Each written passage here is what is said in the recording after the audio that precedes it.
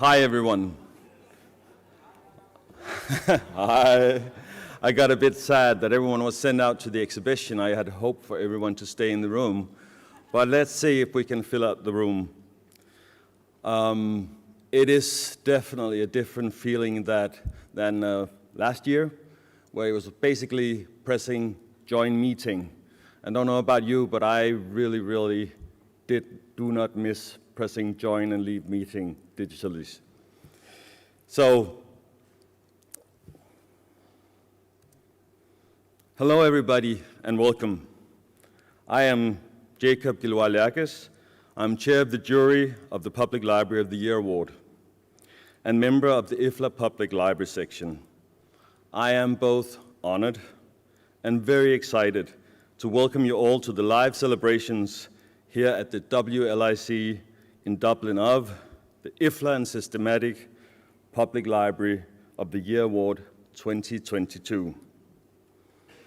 The Public Library of the Year Award is presented by IFLA and Systematic with the aim of honoring new, innovative public library.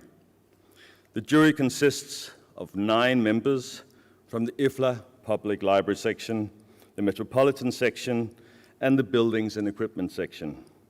And the award is a collaboration between these 3 sections and IFLA headquarters. Systematic is the sponsor of the award. The Public Library of the Year Award is presented to a great new library somewhere in the world that has best managed to combine beautiful and functional architecture with creative IT solutions and has included both digital and sustainable developments as well as local culture. In other words, the Public Library of the Year Award is given to the overall best newly built public library. In a short while, you'll meet each of the shortlisted libraries and hear about their visions and greatest takeaways. Before IFLA President Barbara Lisson will announce which one of this year's 4 amazing shortlisted libraries is the winner of the IFLA and Systematic Public Library of the Year Award. And some of you, I know from last time we did this physically, we saw a lot of cameras taking pictures of this. These are some of the libraries that I would definitely recommend to visit. The Public Library of the Year Award is all about celebrating role models. Throughout the years, the prize has awarded and highlighted some of the world's most exciting, innovative, and beautiful libraries from all over the world. Past winners include both architectural masterpieces as well as smaller libraries that challenges and explores the idea of a traditional library building. And I gotta say that it is really hard each year to choose a winning library, so I'd also recommend visiting these shortlisted libraries. They are all fantastic libraries. To be shortlisted for the Public Library of the Year Award has proven to be an honor in itself. Past nominees have pointed out that being shortlisted has both garnered attention from a worldwide audience as well as from communities with an interest in investing in new libraries looking for inspiration. The theme of the 87th WLIC conference here in Dublin is to inspire, engage, enable, and connect. The theme walks hand in hand with the criteria for the Public Library of the Year Award and what new library buildings built for the future is all about. To inspire, engage, enable, and connect people. A library is not just for books, it's for people. Over the past years, libraries have transformed their focus from collection to connection to a strong focus on co-creation and the digital. This year has attracted 20 newly built libraries from 17 different countries to apply for the Public Library of the Year Award. It is a fantastic and diverse field of exciting libraries from all over the world. And it's also a field that shows the tendencies in today's library buildings firsthand. there is an overall strong focus on sustainable solutions. And I think with the previous thing we heard, that's really, really good. On reuse of materials and on building eco-friendly and innovative. At the same time, we, the jury, witness a strong focus on committing the local community directly to the building process. The tendency is to go even further and develop and build together with the local community and engaging them throughout the entire building process. Another tendency is that libraries join forces with other partners to coexist in buildings instead of being placed in separate buildings.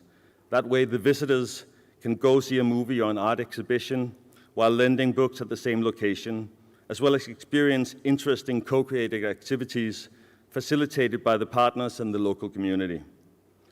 The new libraries tend to be welcoming, community hubs for local groups, volunteers, and gathers the entire community around play, innovation, creativity, and of course, literacy. Personally, I believe that in a time of fake news and uncertainties all over the world, where countries and communities are divided more and more, the role of the library as a democratic core institution is more important than ever, providing people an open and free space to meet, learn, and experience together. It is inspiring to see how the idea of a library still stands strong, even though being constantly tested, redefined, or explored in new library buildings. The tendency worldwide is to dedicate room for reading, immersion, learning, and exploring books and literacy side by side with makerspaces, workshops, and study facilities. Libraries are a great place to be, to meet up with others, and to learn new skills. Through co-creation, coexisting, and co-development, new libraries offer a door to a world of opportunities, play, and education. This year's 4 shortlisted libraries are all great libraries, and at the same time, very different. They show the range within new library buildings firsthand. This year's shortlisted libraries for the Public Library of the Year Award 2022 are Ogre Library from Latvia, IFLA Library from Saudi Arabia, Missoula Public Library from the United States, and Gellerup Libraries from Aarhus, Denmark. To us, the jury members, the 4 shortlisted libraries are all true winners. They are exciting and shining examples of libraries built for the future, of how to take library buildings to the next level, and how to make bold, innovative, and engaging solutions throughout the building process. I'm happy to present to you the first shortlisted library, Ogre Library from Latvia. The innovative and beautiful library is designed by PBR architects, and the library is presented by Aya Bremschmitte, head librarian of Ogre Library. Please give her a hand.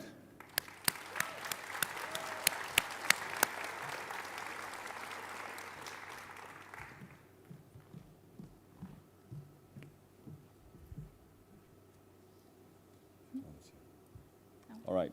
Okay. I think we'll do the presentation first, so please give her an extra hand. And Thank you, thank you.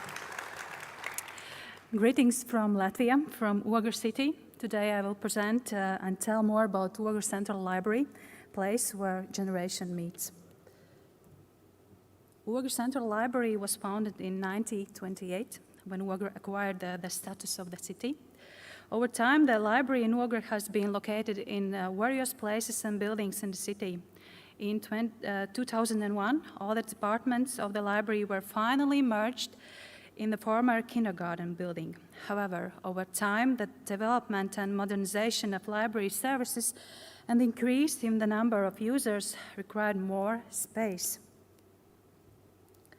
So in summer 2021, the new Ogre Central Library building was opened. The modern, visually attractive building, built specifically for the work of the library, enables the high-quality use of the library service for its visitors of all ages and interests.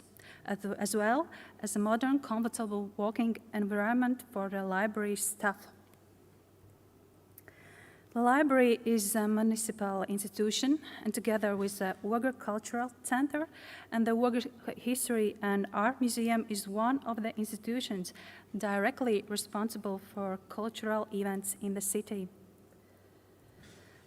To achieve UN Sustainable Development Goals, a library provides public access to information, knowledge, technology, infrastructure, documented and preserved cultural heritage. The library is open to everyone without discrimination. To reduce digital divide among the people, the library organizes activities to develop digital skills, consults, and provides access to technologies. The above-mentioned activities in the library work to promote progress and are part of the 4 SDGs, reducing inequalities, gender equality, quality education, sustainable cities and communities.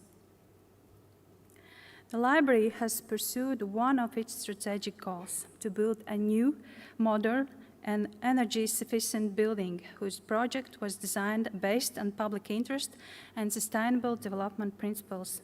The new building project focuses on 5 other SDGs: responsible consumption and renewable energy, innovation and infrastructure, planetary protection, and life on Earth. The construction was carried out in the framework of the project named Reduction of Greenhouse Gas Emissions through the construction of the building of Ogre Central Library, implemented by the municipality. It's the largest public space built on wooden constructions in Latvia. The calculations show total energy consumption for heating will not exceed 14.8 kilowatts per square meter per year, being the first public building in Latvia with such a low heat consumption. The Ogre Central Library is a passive building which embodies pillars of sustainability. Wooden structure of the building is designed and constructed in a way that reduces its ecological footprint to minimum. The new building is equipped with smart control lighting that uses up to 80% of natural light. It has a heat recovery ventilation system that extracts air while preserving room temperature. Additionally, it is not connected to the central heating system, instead specifically patented and unique heat exchange pump system is built that provides heat to the entire building using the sewage. The atrium on both floors houses green wall, the largest wall of this kind in a public building in the country that excites and comforts library visitors. Moreover, a rainwater tank accumulates precipitation, which later is used for watering.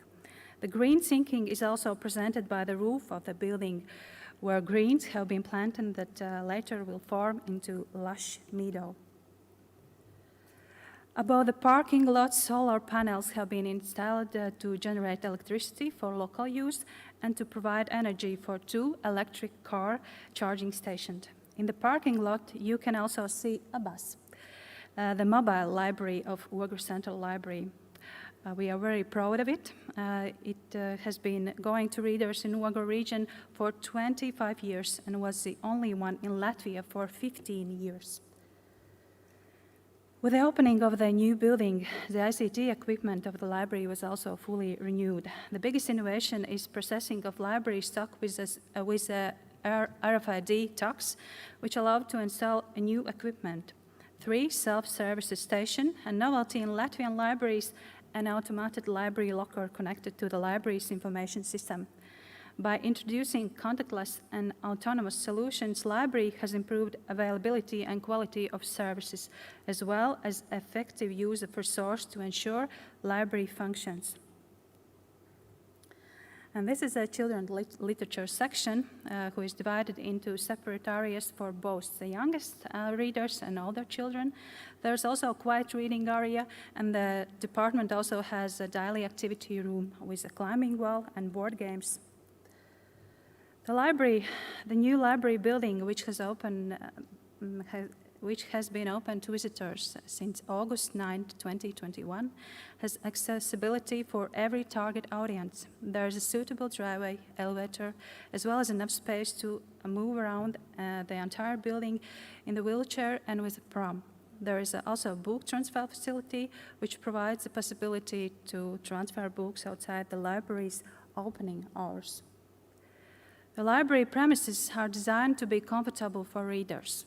Seated ottomans in children and young people's literature section not only create a feeling of coziness, but also the opportunity to be flexible in the choice of reading space. Readers can also arrange a reading area on so-called seat windows, pull the curtain, turn on the lights in the dark evenings, and spend time with a book in almost solitude. The Ogre Central Library embodies the testimonial of one of our visitors. If you can't get your child out of the library, you are in Ogre. Thank you for listening. Hope to see you soon in Latvia in Ogre Central Library. Thank you. They'll run the video now, so just stay here. And let's try to see a video. You don't have to, they'll do it outside. Okay, We found out okay, that this computer isn't working, so now the technicians will run the video for us.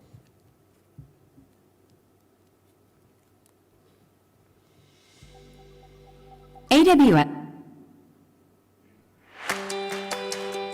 In the very center of the city, hidden in the shade of trees, is located Ogre Central Library, a modern, comfortable and beautiful place where generations meet. Ogre Central Library is a vision of young architects of a modern public library, a building that is an example of green thinking and the use of renewable resources. The architecture of the building is adapted to the urban environment and plays the architecture of the 1920s and 1930s, when Ogre was a popular resort town with wooden architecture characteristic of that time. Wood and metal, modern and classical, new and old, Ogre Central Library is a place where the past and present meet as a river, but the river itself extends into the future. Comfortable learning environment, suitable premises for business meetings, safe and attractive place for recreation for the whole family. Both the busy and the lazy will find their place here. Ogre Central Library is a wooden construction and energy efficient building which makes it a unique in the context of Latvia. It is a place that proves the future belongs to those who not only see and think, but also live green. The accessible environment creates a cozy and safe feeling in which it is convenient to get acquainted with books, relax, work and have a business meeting. Modern technologies make it easier to receive and transfer books. Ogre Central Library is a pride of the city, a center of culture and art, a place where generations meet.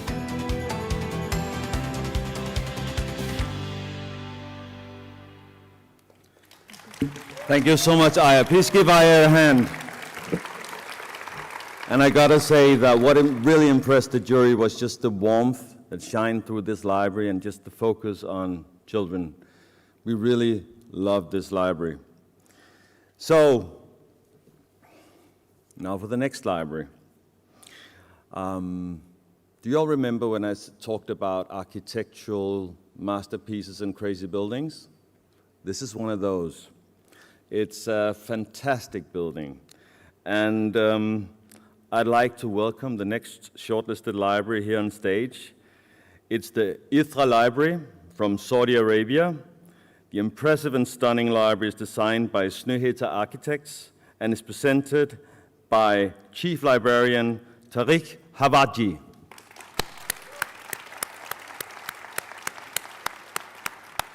When you want them to run the video, you just... Okay. Yeah. Good morning, all. I am honored to be here to present IFLA Library, and I wish you a pleasant presentation. Can you run the video, please? Welcome to a virtual tour of the IFLA Library. The IFLA Library is part of the King Abdulaziz Center for World Culture, known as IFLA, an Arabic word meaning enrichment. IFLA is one of Saudi Arabia's most influential cultural institutions, a destination for people of all ages, the curious, the creative innovators, and the seekers of knowledge. The building was designed as a collection of stones symbolizing unity. It is an iconic architectural landmark in Dhahran's skyline, covering 80,000 meters squared. The building's exterior is one of a kind in modern architecture, entirely wrapped with a 350-kilometer-long steel pipe. Materials made from sustainable sources were used in its construction. The building achieved leadership in energy and environmental design, gold certification for sustainability. The impressive structure includes the library, knowledge tower, idea lab, museums, cinema, theater, great hall, and archive.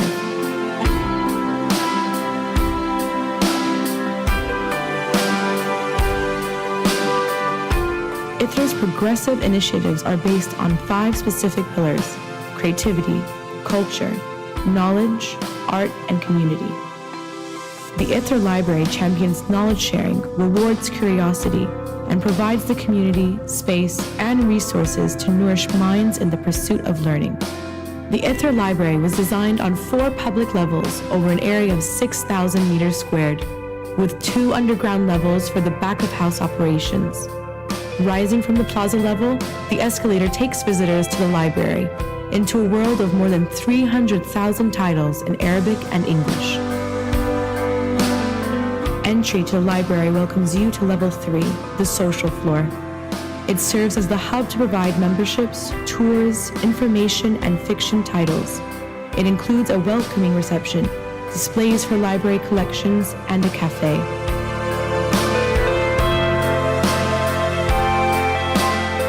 The Children's and Young Adult Library, Multimedia Section, and Main Presentation Area are located on the library's 2nd floor.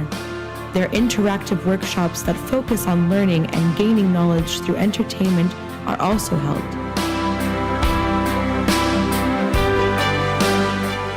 This floor contains 7 rooms with AV equipment and flexible seating that can be customized for various purposes, such as group study and workshops. Level 4 houses the library's vast non-fiction collection.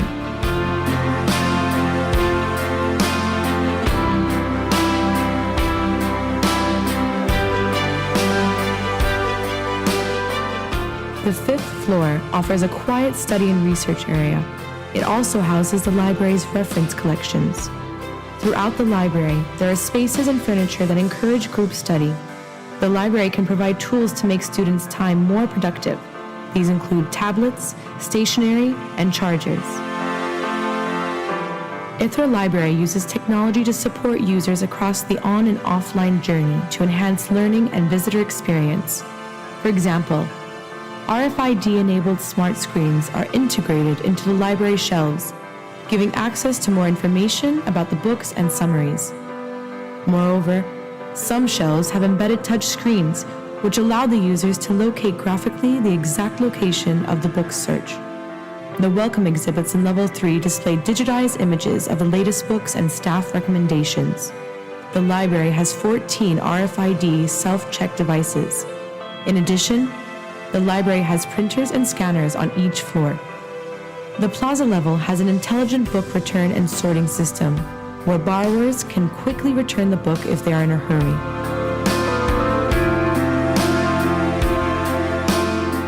The library has the flexibility to use many other spaces, including compact storage, which can provide a 1 million book capacity.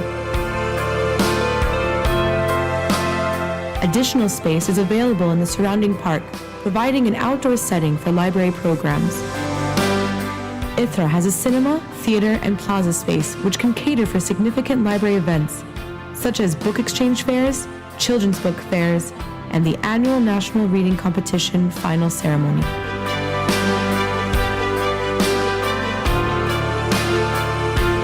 Visit today and do not miss this memorable experience.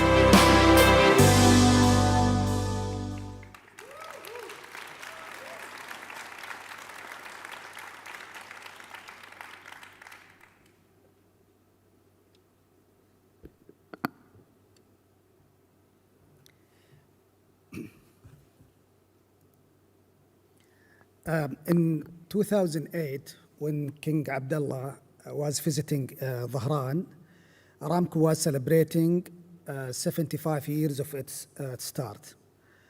And at that time, they announced that they are going to give the society a gift. In the beginning, it was a library and became a huge center, IFLA Center. So today I will talk about the library, which is one component of the big center. So the vision of IFLA in general, it's to contribute to a future where the Kingdom of Saudi Arabia is beacon of knowledge and creativity. And you can see this vision established in 5 pillars: culture, community, creativity, and knowledge and art. And in the mission, we will make a tangible and positive impact on human development by inspiring a passion for knowledge, creativity, and cross-cultural engagement. And because 40% of the population of Saudi Arabia is under 25 years old, that's why we can understand why we are having this mission on our shoulder. This is IFLA. You can see it from outside. One of the ideas when they designed IFLA in the beginning, that it will start and inspire people by seeing it from outside before getting inside. And this is one of the missions in IFLA, to inspire people. So you can see the library, and the library is attached to the Idea Lab, Knowledge Tower, Theater, and the Great Hall. And down there, you will see the museum and archive and the cinema. One of the ideas of the designing of IFLA library, if you can see the library, it's one of the biggest rocks of the design. And attached to it is the Idea Lab and the Knowledge Tower. So we have this idea in mind. You can find the ideas in the library. You can experience the library or test the ideas in the Idea Lab, and then you can teach it in the Knowledge Tower. This is a view of the library from the 5th floor. And IFLA Library is one of the biggest library in the region. It's 6,000 square meters. And we are one of our goals is to be recognized as Arab leading library, public libraries. Our objectives: increase the love of reading, play a major role in the student success, and help and develop the society.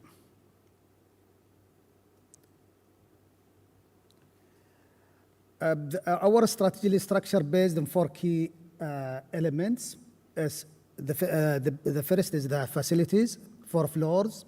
Every floor has its own content and its own design and idea.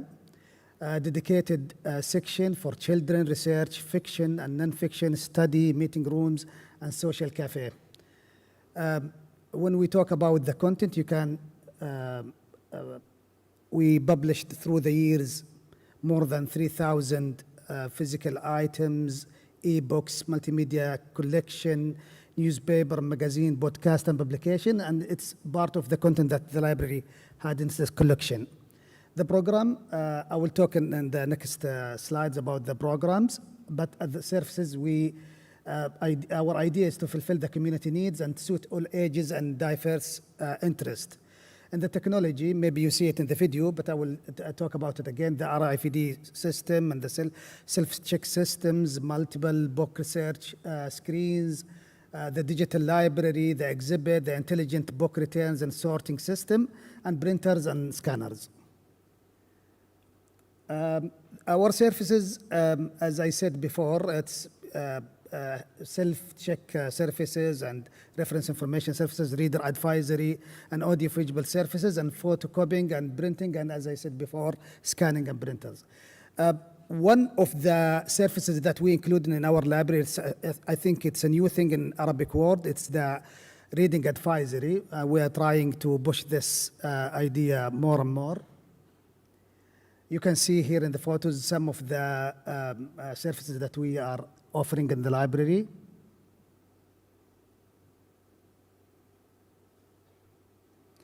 And now I can talk about the programs. And I think this is a main element of IFLA Library, that the programs and the offer we have to the audience, it's make IFLA Library a busy library. And I think we are aiming to have this title for IFLA Library as a social library. So we have a book exchange fair, and it was a successful one. People will come and exchange books with each other without paying anything. And the book signing, I think IFLA Library is one of the busiest library in the Gulf and the region when it's come to book signing. And we honor to have some of the Arab Man Booker Prize for Arabic novel to be signed in IFLA Library. And we have a program for poetry and reader clubs and children book fair and national reading program. The children book fair last year, it was, we hosted Belgium as one of the guests to our book fair, and it was successful, small event for children. And the national reading program, it's a program that started before IFLA Library. It started in 2013. It was exclusive in one region of Saudi Arabia and become a national competition, and now it's an Arabic program. We announced that just 1 month ago to be an Arabic reading competition and program. Thank you very much.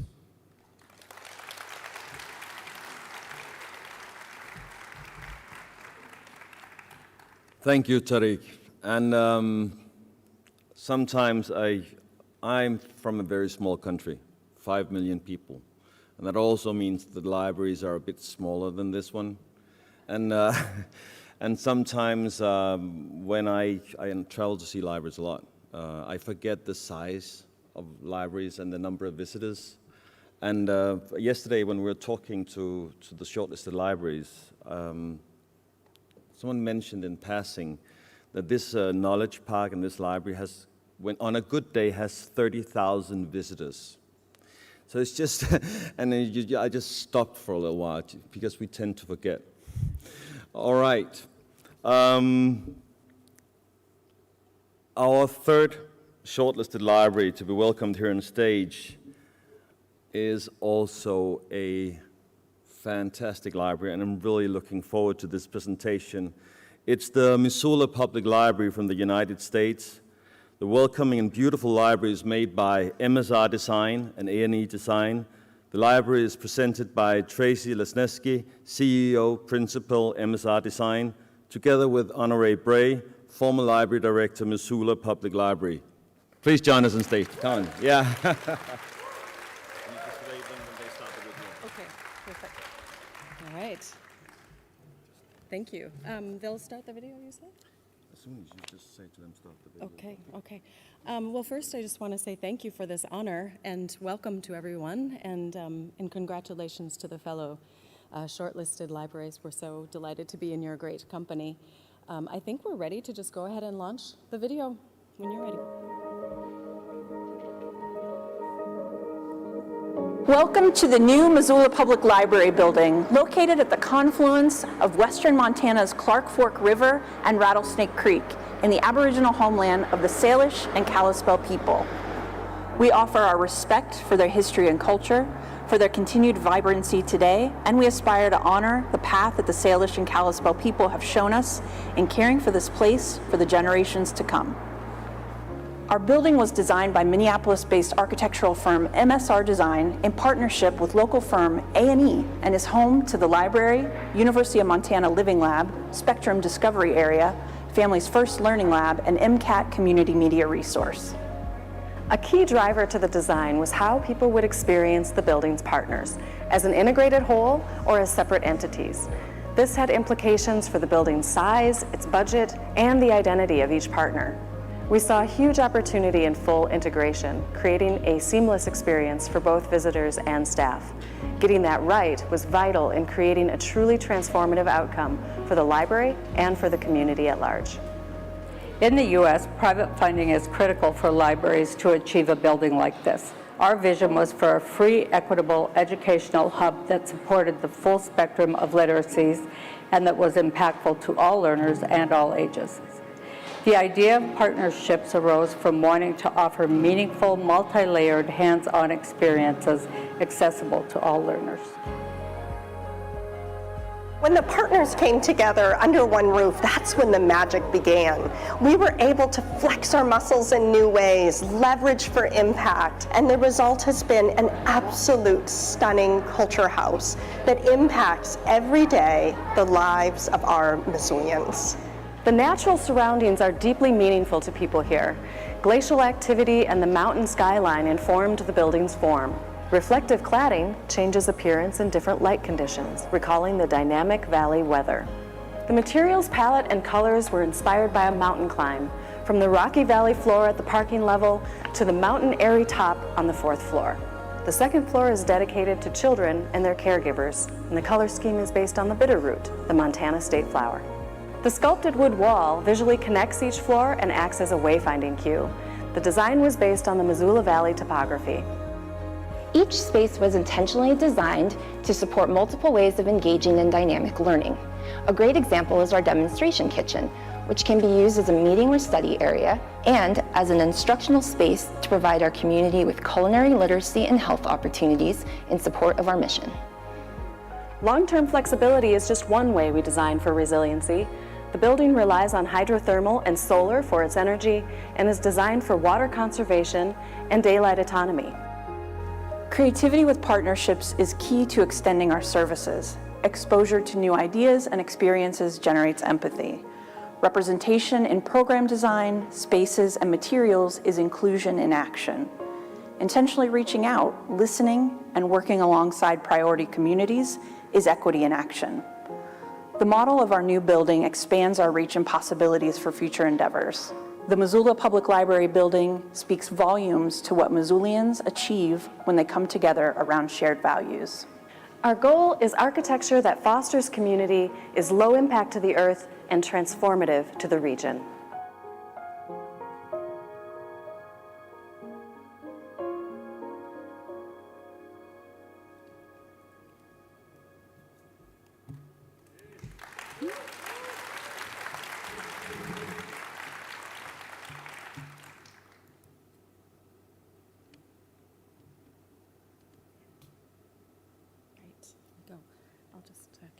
Okay, well, thank you. You've got a nice tour there now of the library, and it is my pleasure to hand it over to an Ogre.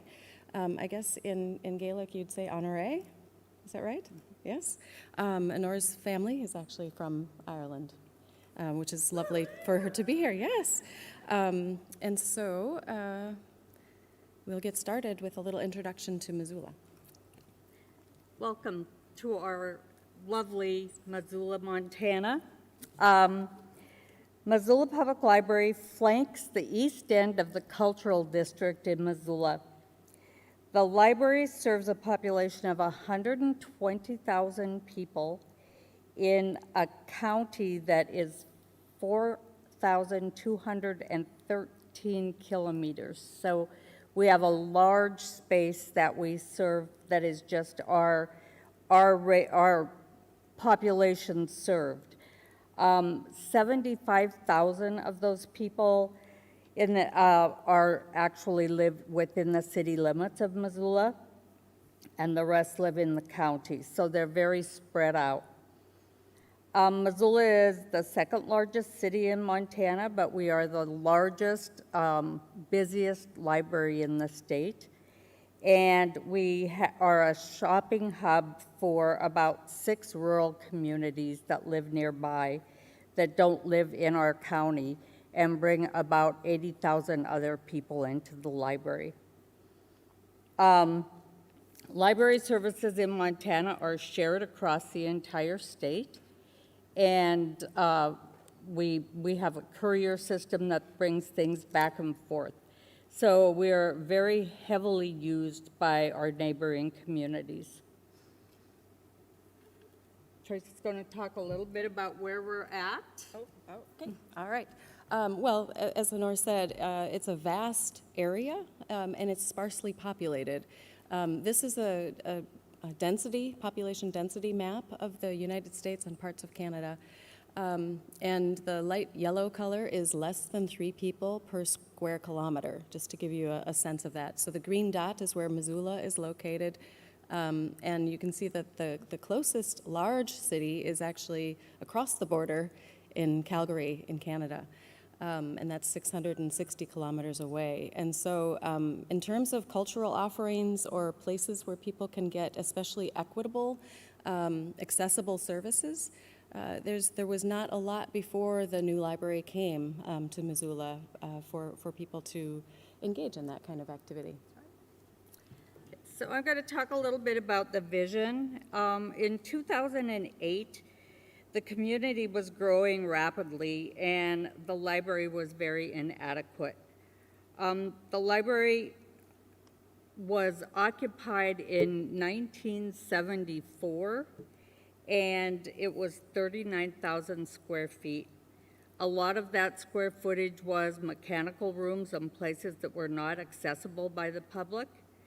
And the systems were failing. The heating system and cooling system we could not buy parts anymore. We would have to have them made. So it became very apparent to the library board that something needed to be done. There were only 38 seats in the building that could be occupied by people to sit in and use the library because the stacks and other activities took up too much space. So we were serving at the time about 1,700 people a day, which was a lot of people to come through the door, and obviously was just inadequate and needed expansion. The vision for the building came from my years of experience. I taught high school for 20 years, and I would take students to science museums, and it would be so frustrating by the time they would get back home. They would forget about what they were excited about because they didn't have anything to take with them. And I used to think, oh, if libraries were just connected to science museums and kids could take items home with them and then return them afterwards, it would be a full learning experience. So when we had the opportunity to build the new library, we were thinking about partners and who we could bring in with us that would enhance the programs that we offered and that we would not go out and duplicate the services that were already offered in the community. So we decided to go out and do some visiting with nonprofits in the community and see who would be interested in joining us in the public library. We had all the books that were needed, but we needed the hands-on experiences. So we landed on the Missoula Public Library hosting MCAT, which is Media Resources, Spectrum, which is a hands-on science museum, Families First, which was a children's museum, and a place for parents to learn how to parent through play, and the living lab that came from the university. So we interviewed and we decided on these entities. And MCAT offers the digital literacy, which was really important in our community. When we first came together, we decided that, everyone wanted their own identity, so we did a full day of collaboration and trying to come up with a word besides library. And we decided on the link. And then as that got out into the community decided no, they still wanted to call it the public library. So our project was called All Under One Roof. Sorry. Nope, you're good. And we ended up with everybody under one roof. We have a coffee shop also. And then one of our members, who you saw in the white outfit in the video, was working with the United States Institute for Medicine, and got a grant from them to build a climbing structure in the building. And the climbing structure is there to help kids realize why it's important to have lots of activity and not be sedentary. So we have a lot of very fun programs that go on, and we collaborate on programming, and everybody has forgotten about the fact that they needed their own identity. They're just happy to be all under one roof. So the next one. In the United States, libraries are supported by private dollars, so and public dollars. We don't get very much funding from the government, so we have to go out and ask our voters to provide the money for projects. So we were able to come up with a $30 million bond issue, which the public paid for, but the partner spaces could not be paid for with money from tax dollars. So our foundation had to raise money in order to add the the partner spaces. So the foundation raised about $7.5 million, and then the partners and the library itself did the other 4% to bridge the gap that needed to be filled. We were very lucky that the community was very excited about having a partnership of people to come together in the library. And so those entities do not pay rent in their space, but they do pay a pro rata share of the monthly cost for the building. But their space is free as long as they don't charge the public for their services. So now Tracy will talk about the building itself. All right, thank you. As Honor said, the partners coming together under one roof was a pretty key moment in the gestation of the project itself.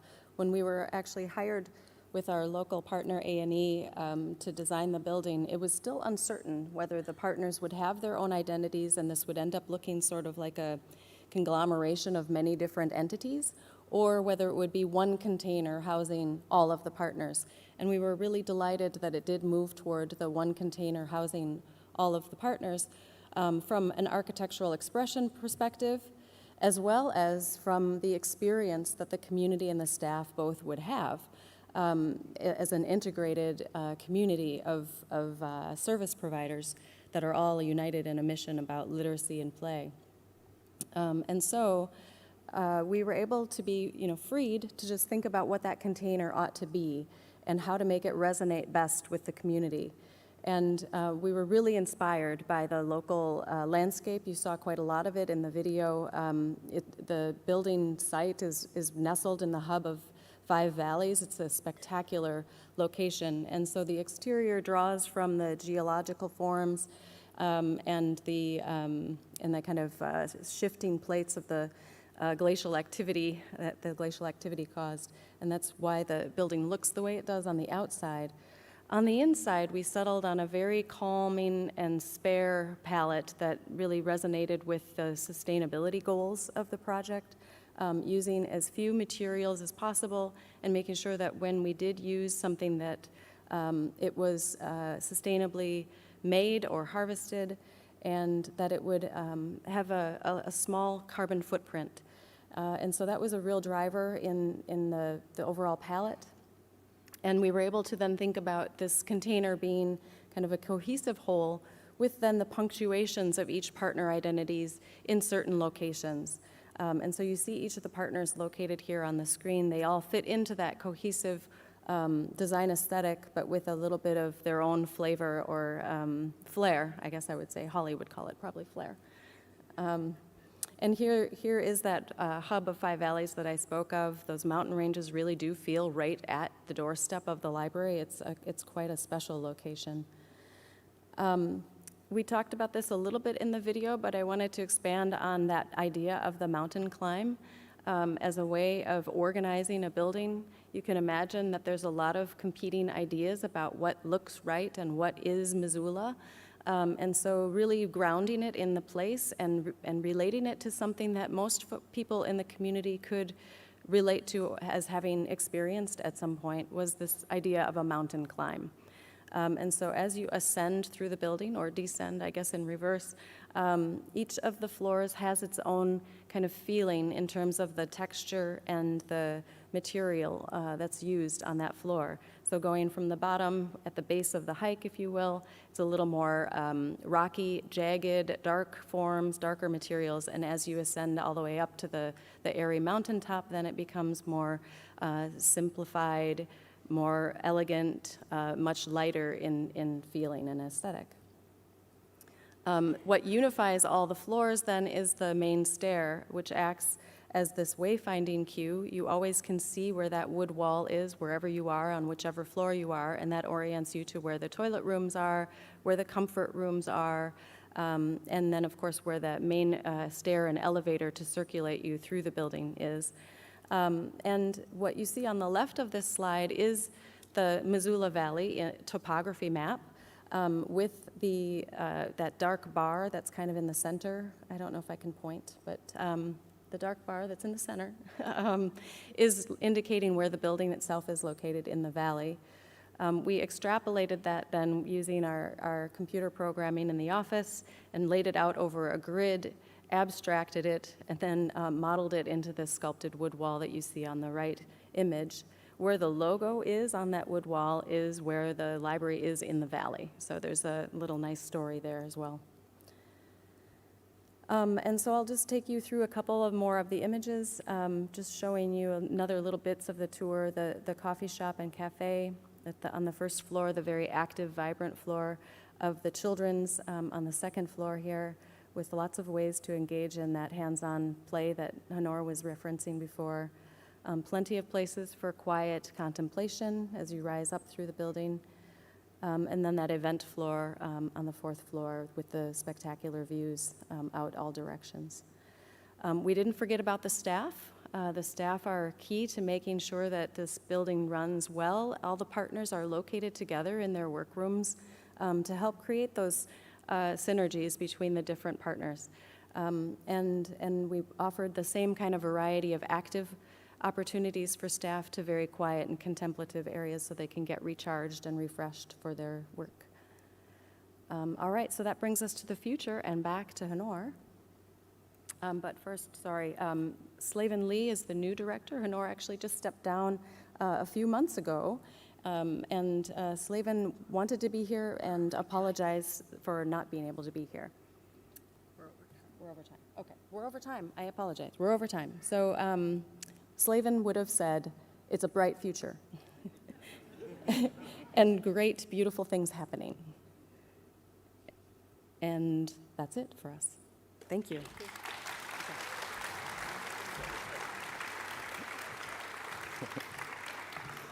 Thank you so much. And I always hate barging into an exciting presentation. Sorry about that.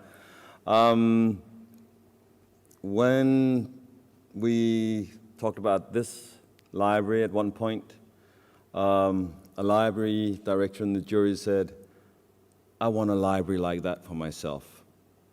And I think that's the feeling you get.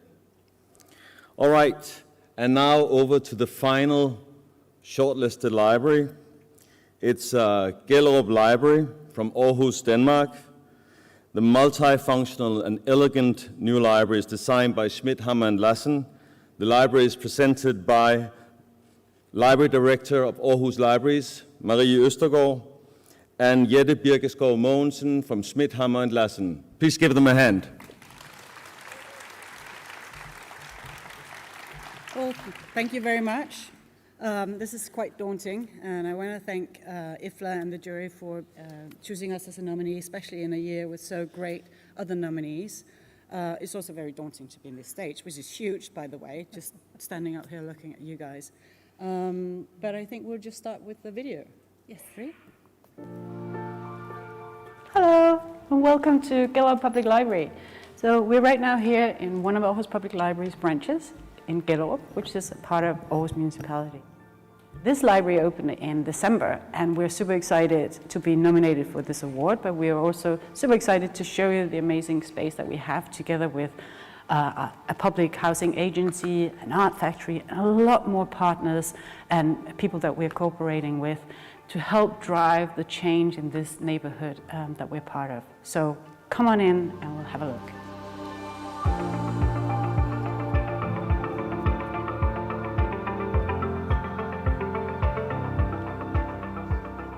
So one of the things that's really important for us here is to look at the library as a democratic space.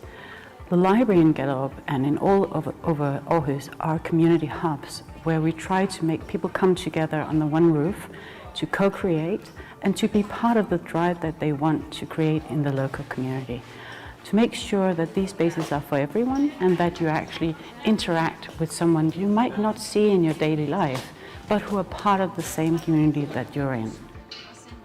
So one of the things I just really wanted to show you are these tables, because they're actually made out of floors in some of the apartment that has been torn down in the area as part of the redevelopment.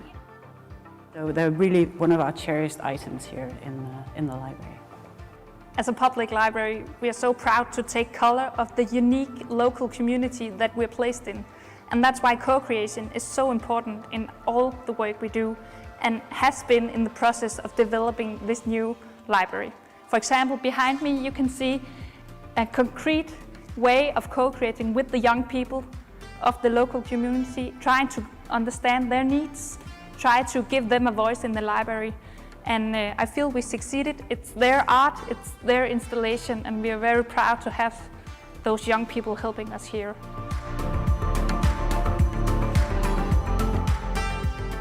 The library is created as a series of connecting spaces, and it was important for us as architects that this is a framework for the activities and the different programmable spaces and different activity levels. We are here at the more quiet end of the library.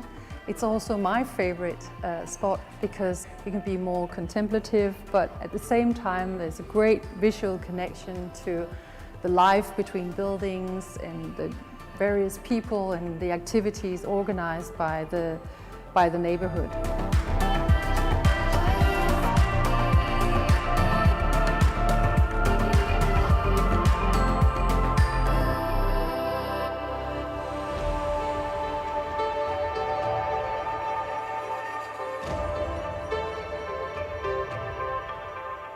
Der er meget godt rum her, og det gør, at man føler sig ikke sådan klemt mellem bøgerne. Jeg kan godt lide den måde, at der ligesom er en børneafdeling og en voksenafdeling. Og så kan jeg rigtig godt lide, at det ikke er sådan et højtideligt sted, hvor man skal...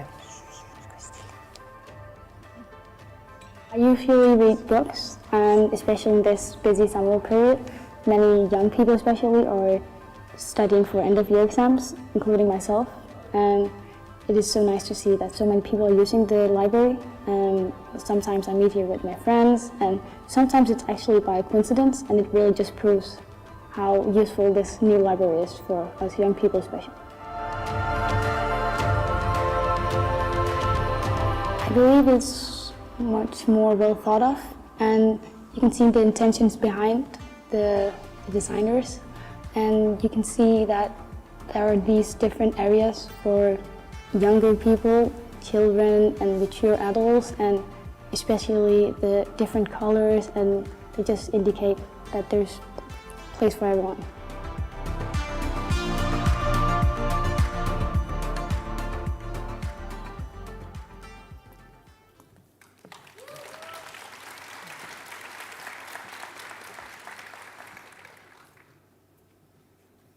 Great. So I think I clicked the right one, didn't I? Yes. I just want to start by acknowledging that what libraries can do for everyone. And I know we're all here because we love libraries, but I wanted to start by showing you Aarhus. Okay, this goes fast.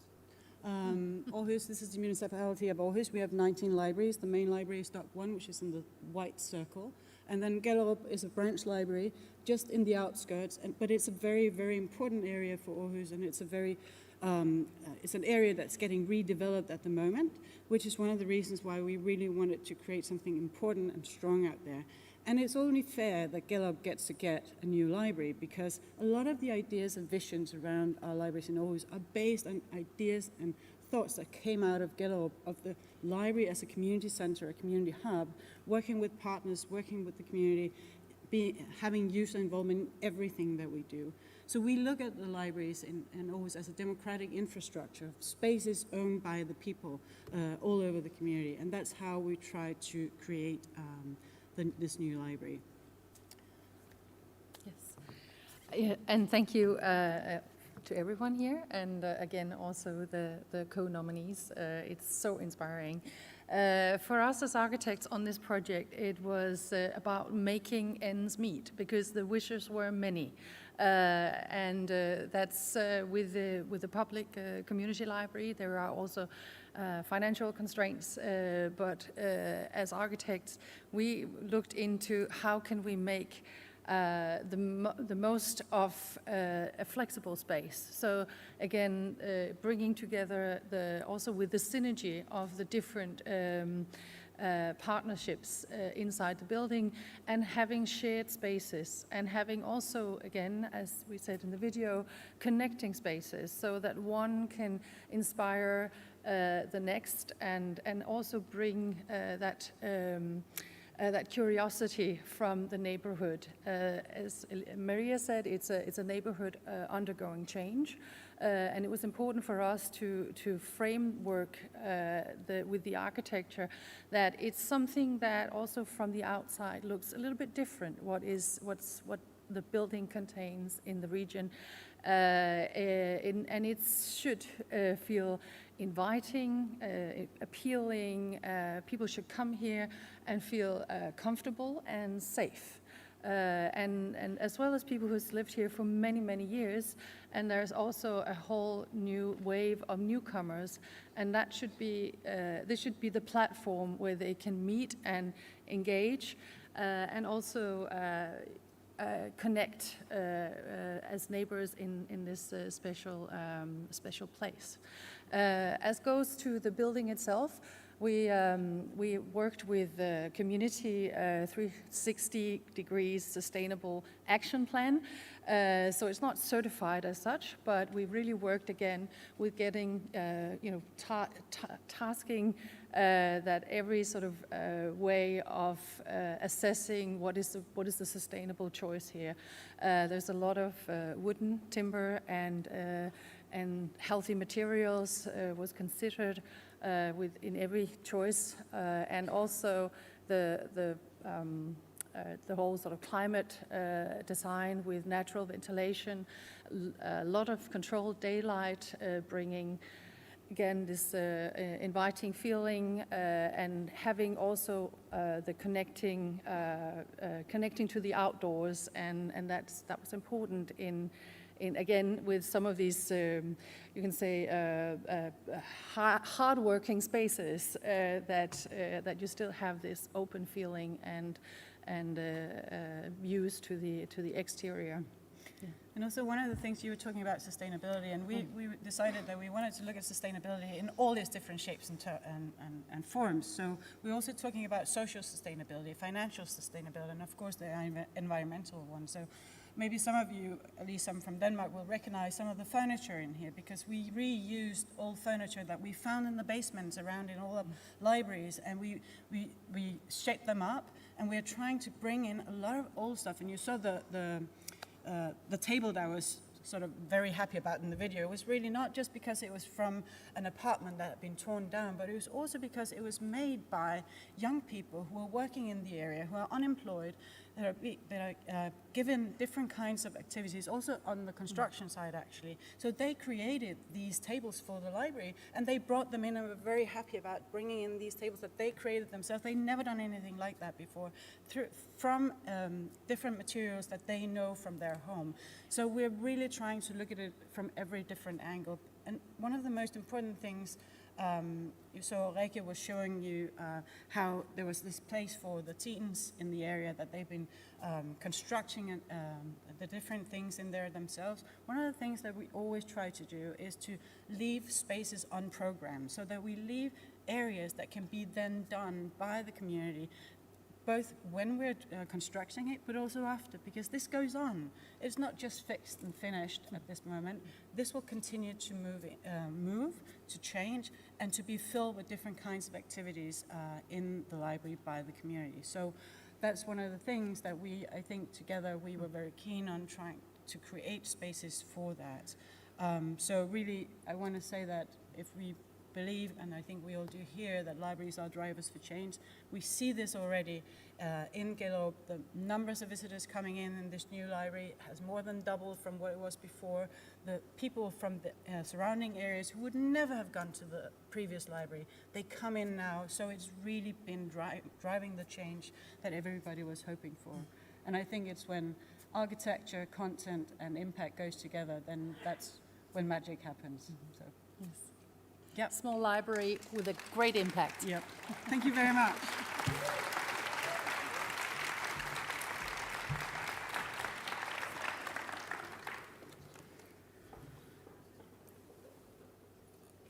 The jury just loved the way that this library is at the core of a redevelopment of an area. And you can feel the warmth, and you can feel that the community has been part of developing this library. It is really, really a nice library to see. I always try to visit some of these different libraries. It's been a bit tough during the last 2.5 years. This is one of the ones that I actually had a chance to visit. But I can just recommend now that maybe we are back in the before times, that you go and visit some of these libraries. Now I hope that all of the presenters will join us here on stage, while my fellow jury member, Sander van Kempen from IFLA Public Library Section, will join me and ask you a few questions about your libraries.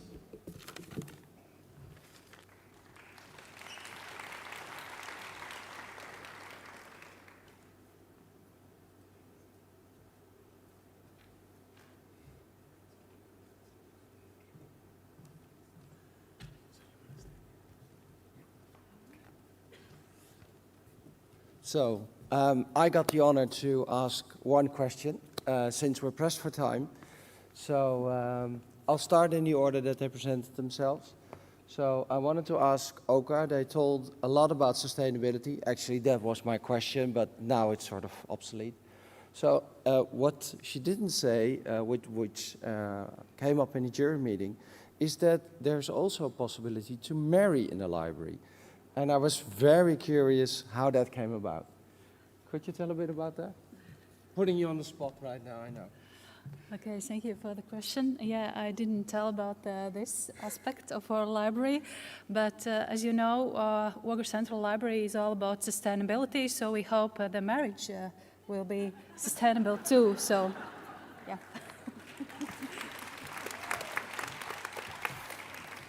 So now you have another reason to visit. So I wanted to ask IFLA, the library from Saudi Arabia. I was very curious what inspired the library to be visually as a set of rocks. Maybe you can tell a bit about that? IFLA library is in the near from the IFLA center. There is the first oil well that's starting producing oil in trade quantity. So King Abdullah changed the name from Dammam oil well number 7 to oil of prosperity. So IFLA is designed as rocks, the rocks that one day was the oil coming out of the rocks. Now there is a new energy in the country, and the energy of the, I will say, knowledge, young generation and everything. So it's related to the idea of energy in a way.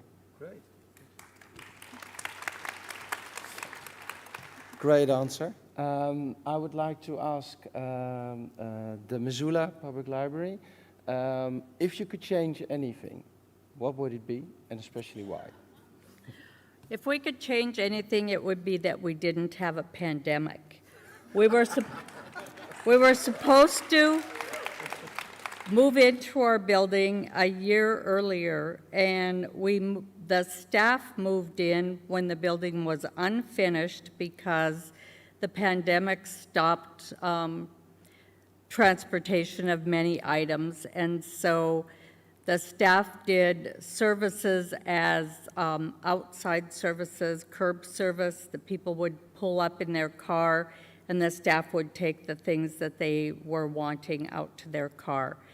It was very difficult, and we did that for a year before we could actually open to the public with limited hours and then open with full hours about a year ago.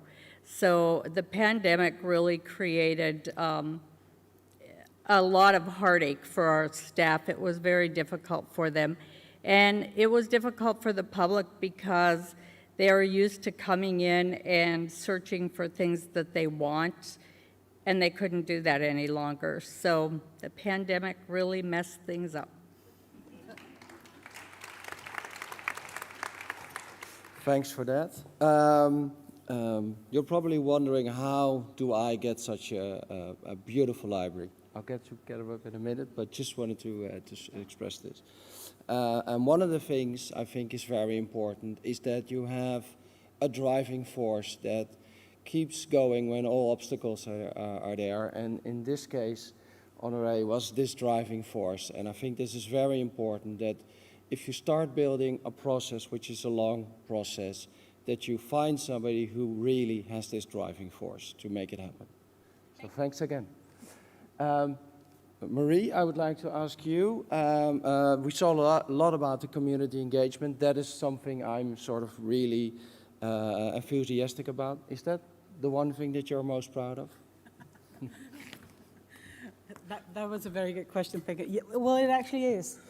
And I know this is an architecture award, but the thing I am most proud of is the heavy amount of user involvement that the staff and the community managed to do, not just before doing it, but also during COVID, which is not very easy when you're online, but also throughout the entire building process. And I think that's really what creates the atmosphere. But I just want to say that I'm also extremely proud of the staff and the citizens in this area, because what they manage to do every day and have been managing to do is to create an atmosphere of, well, maybe the hope is here, but also an atmosphere of including everybody in this building. So I think that's something that I'm very proud of, that we got to go down that road together.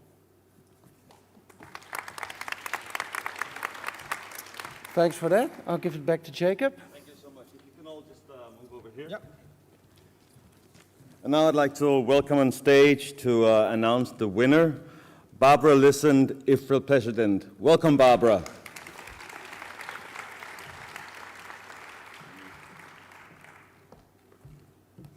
Whew, thank you, Jacob. I'm so happy this time again. I had the honor to be here on stage to hand over this award for several times already, and I'm really happy. It's like at the Oscars. So this is the envelope where we find, because who wouldn't think everybody would have won? Me, I would think so. So now the envelope's open. This is the letter. This is saying library.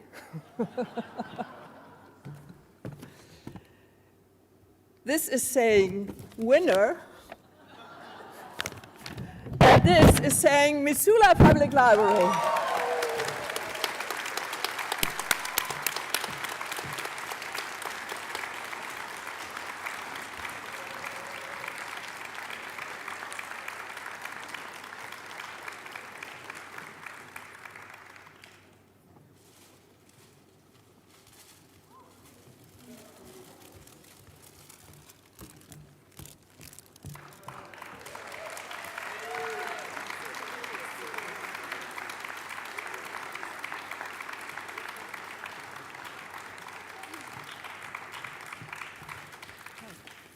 our first response, thank you very much. The library itself is the biggest prize anyone could ever have. It's an amazing space.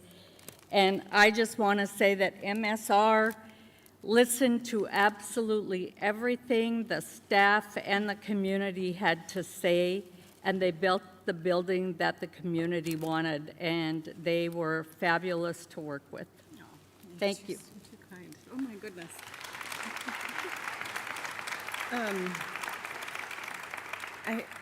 Well, first of all, thank you so much, jury. This is such an unexpected honor, actually. I've been telling everybody it's just an honor to make the shortlist, and I really feel that way deeply. And so this is an amazing honor. Thank you. I have to, because Honora is too humble to ever say anything about her role in really making sure that this project came to fruition. She had a vision, and she was steadfast and went through a lot of ups and downs to make sure that the project came out the way that she anticipated and that really would mean the most to the community.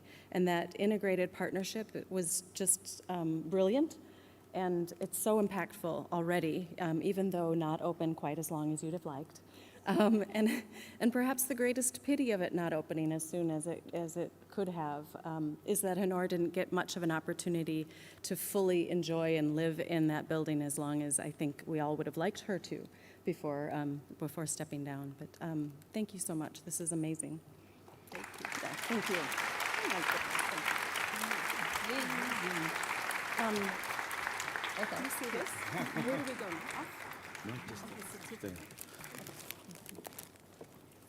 I'm just wanting to say that all four of these libraries are the winners. They're just beautiful libraries. And could you please give them all one last hand?